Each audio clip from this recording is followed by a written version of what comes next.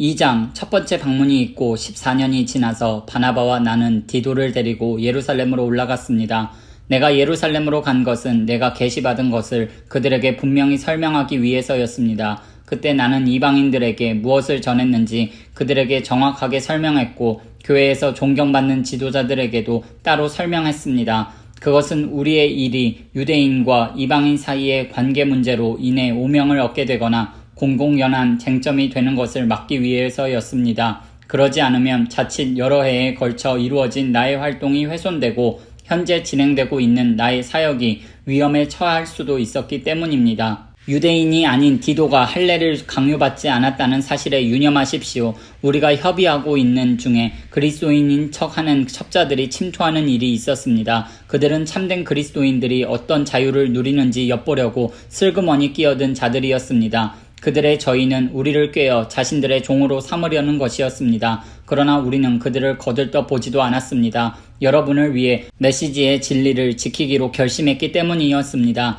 교회 안에서 중요 인사로 여겨지는 사람들이 어떤 평판을 받든 나는 아무 관심이 없습니다. 하나님은 사람의 겉모습에 감동하지 않으시며 나 또한 그러합니다. 그 지도자들은 내가 줄곧 전한 메시지에 어떤 것도 덧붙이지 못했습니다. 하나님께서 베드로가 유대인들에게 전한 것과 똑같은 메시지를 내게 맡겨주셔서 이방인들에게 전하게 하셨다는 사실이 조만간 드러났습니다. 교회의 기둥인 야고보와 베드로와 요한은 하나님께서 나를 부르셨음을 알고서 나와 바나바에게 손을 내밀어 악수하고 우리에게는 이방인들을 상대로 하는 사역을 맡기고 자신들은 계속해서 유대인들에게 나아가기로 했습니다. 그들이 우리에게 한 가지 당부한 것은 가난한 사람들을 기억해 달라는 것이었습니다. 그것은 내가 이미 열심히 하고 있던 일이었습니다.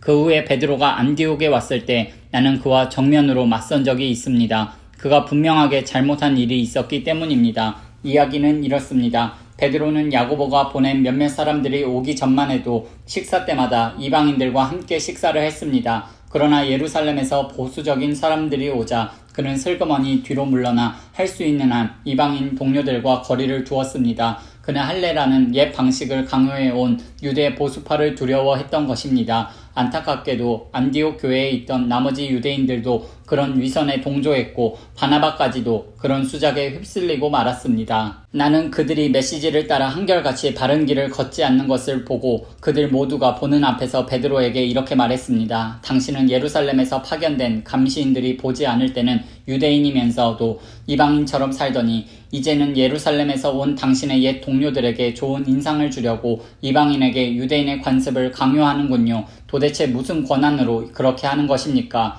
우리가 유대인이기는 하지만 죄인인 이방인보다 태생적으로 우월한 것은 아니라는 것을 우리는 압니다. 우리는 율법을 지킴으로써 하나님과 올바른 관계가 되는 것이 아니라 오직 예수 그리스도를 직접 믿음으로써 하나님과 올바른 관계가 되는 것임을 잘 알고 있습니다. 어떻게 해야 합니까? 우리가 그것을 시험해 보았기 때문입니다. 우리는 이 세상에서 가장 훌륭한 율법 체계를 가지고 있습니다. 그러나 우리는 누구도 자기 개선을 통해서는 하나님을 기쁘시게 해드릴 수 없음을 깨닫고 예수를 메시아로 믿었습니다. 자기 힘으로 선한 사람이 되려고 애쓰기보다는 메시아를 믿음으로 하나님과 올바른 관계에 들어가게 되었습니다. 혹시 우리가 아직 완전한 사람이 아니라는 것을 눈치챘습니까? 그리 놀랄 일도 아닙니다. 나처럼 그리스도를 통해 하나님과 바른 관계를 맺으려는 사람들이 덕을 완전히 갖추지 못했다는 이유로 그리스도는 죄의 방조자임에 틀림없다고 비난하시렵니까? 그런 비난은 섣부른 것입니다.